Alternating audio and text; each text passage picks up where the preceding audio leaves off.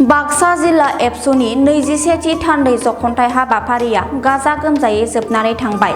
बाक्सा जिल्लानि सदर मुसलपुराव बाक्सा जिल्ला एबसुनि 21थि थान्दै जखन्थाइ आरो मुसलपुर दखरा एबसुनि 56थि थान्दै जखन्थाइ हाबाफारिया साननैनि हाबाफारिजों गाजा गोमजायै जोबनानै थांबाय। जोबथा साननि हाबाफारि बायदियै फुंबिलिनि समाव आफादनि फिरफिला बिरहोनाय, मुंख्लंफोरनो बिबार बावनाय आरो बाक्सा जिल्ला एबसुजों खुंजानाय रोंगौसा आनजादाव उथ्रिसारनो हानाय फरायसाफोरखौ बरायनाय बायदि हाबाफारि जोबनाय लोगो लोगो गेवलां मेल जुथुमनाय जायो। बाक्सा जिल्ला एबसुनि आफादगिरि नन्देस्वर बर'नि आफादगिरि मासि लानानै मेल सामलायनायाव मेलखौ बेखेवनानै होयो आसामनि केबिनेट मन्थ्रि उरखाव ब्रह्मआ। गाहाय आलासि महरै बाहागो लायो एबसुनि आफादगिरि दिपेन बर'आ।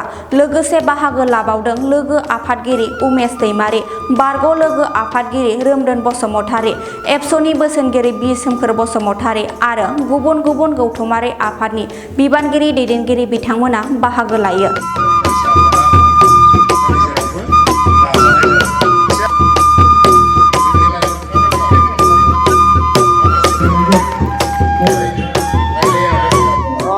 बाक्सा जिल्ला कमिटी निखिल बर' ছাত্ৰ সন্থাৰ মুকলি সভা আছিল আজি বাৰ্ষিক অধিৱেশন আৰু এই সভাত বহুতো কথা আলোচনা হৈছে।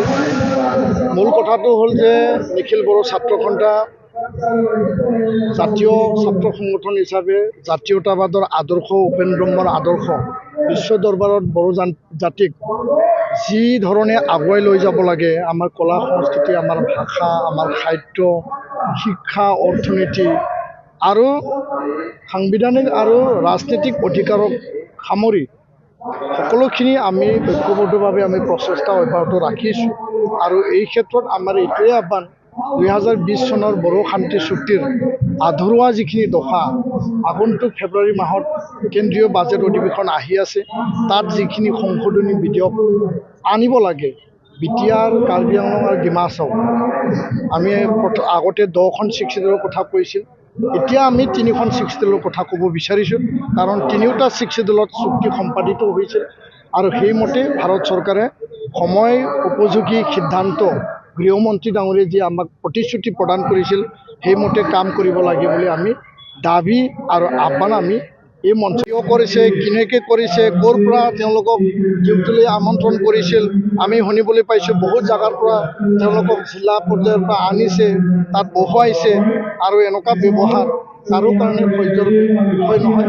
বাগুৰুম্বা সফল হৈ গ'ল, কিন্তু এই ব্যৱহাৰটো মোৰ মনত থাকি গ'ল যে এই বাগুৰুম্বা সফল যাত্ৰাত মোক লৈ এনেকুৱা তেওঁলোকৰ এই পৰিৱেশ সৃষ্টি কৰাটো আৰু আন মই নাম নকওঁ, মানে তাত কিছুমান অসম এই চৰকাৰৰ কিছুমান পৰিয়ালৰো এনেকুৱা অৱস্থা হৈছে, মই নাম নকওঁ এতিয়া। চৰকাৰী পৃষ্ঠপোষকতা কিবা ভিআইপি কালচাৰ গঢ়ি উঠা বুলি অনুভৱ কৰে নেকি? নাই, মই ইয়াৰ কাৰণে সতৰ্ক হ'বলৈ কৈছোঁ, ভৱিষ্যতে যাতে এনেকুৱা নহয় কাৰো লগত, আৰু সেইটো কোনো কাৰণত সহ্য।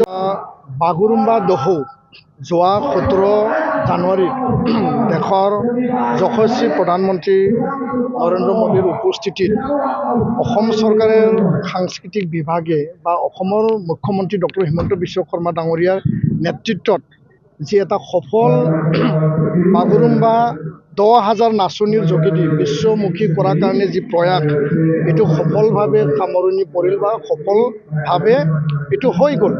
কিন্তু এই সময়ছোৱাত যেতিয়া আমি তাত উপস্থিত হ'বৰ কাৰণে আমি গৈছিলোঁ, কিয়নো 2024 চনতে এই বাগুৰুম্বা যি নৃত্য প্ৰদৰ্শনৰ কাৰণে কমিটি গঠন কৰা হৈছিল। অসম চৰকাৰে এবছু, বড়ো সাহিত্য সভা, হাৰিমু আপাত, আন সংগঠনক আমন্ত্ৰণ জনাইছিল। আমাৰ ফালৰ পৰা সহযোগিতা নাচনীসকলক তেওঁলোকে বিচাৰিছিল আৰু আমি সময় সাপেক্ষে আমি সহায় কৰিছোঁ। তাৰ দুদিন আগত গ্ৰুপ অফ মিনিষ্টাৰে আমাৰ লগত আলোচনা কৰিছে, আমাক ব্লু আৰু গল্ডেন এণ্ট্ৰি কাৰ্ড, যোনটো প্ৰৱেশ পত্ৰ তেওঁলোকে প্ৰদান কৰিছে। আৰু সেইমতে সিদিনাখন মই উপস্থিত হৈছোঁ, আমাৰ টীমে উপস্থিত হৈছে আৰু তাত দেখিবলৈ পালোঁ 24A, 24B তাত যিসকল বিষয়া মানে পুলিচ বিষয়া আৰু প্ৰশাসনিক বিষয়া নিয়োগ কৰিছে তেওঁলোকৰ এনেকুৱা এটা ব্যৱহাৰ যে তেওঁলোকে গল্ডেন কাৰ্ডো একচেপ্ট কৰিব নিবিচাৰে, ব্লু কাৰ্ডো একচেপ্ট কৰিব নিবিচাৰে। আমি সুধিলোঁ যে যদি এইটো ইয়াত প্ৰযোজ্য নহয় তেতিয়াহ'লে আপোনালোকে দিলে কিয়? কিন্তু তেওঁলোকে কয় যে তাত জাগা নাই, আপোনালোকে সোমাব নোৱাৰিব, আপোনালোকক সোমাবলৈ দিয়া নাই। তো প্ৰায় মানুহবিলাকক ঘূৰাই পঠাইছে, যাৰ যাৰ কাৰ্ড আছে তেওঁলোকে তাত গৈছে আৰু মোৰ সন্মুখতে বহুত বিশিষ্ট ব্যক্তিক তেওঁলোকে ঘূৰাই পঠাইছে।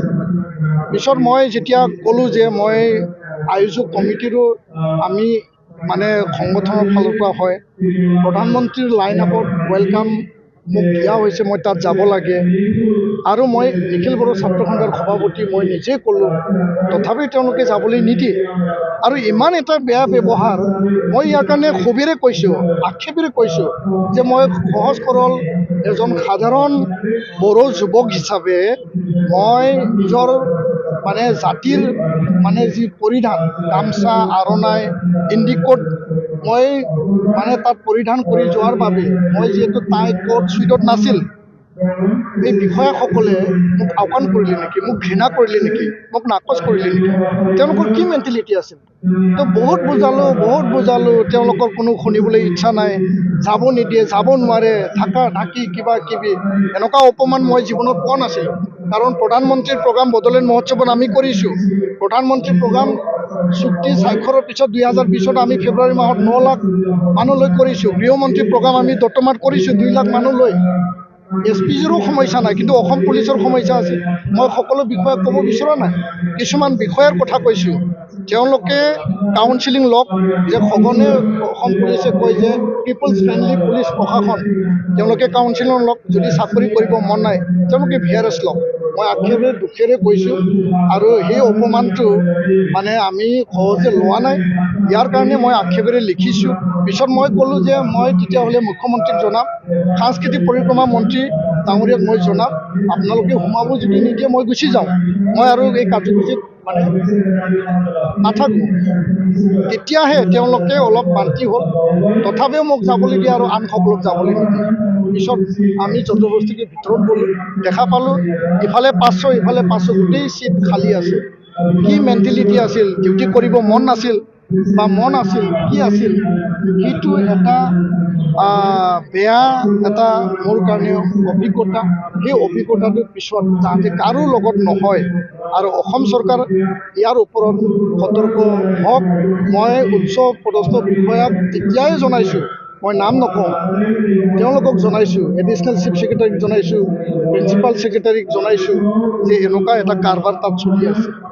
এইটো মই আক্ষেপেৰে ক'লোঁ আৰু চৰকাৰ সতৰ্ক হওক।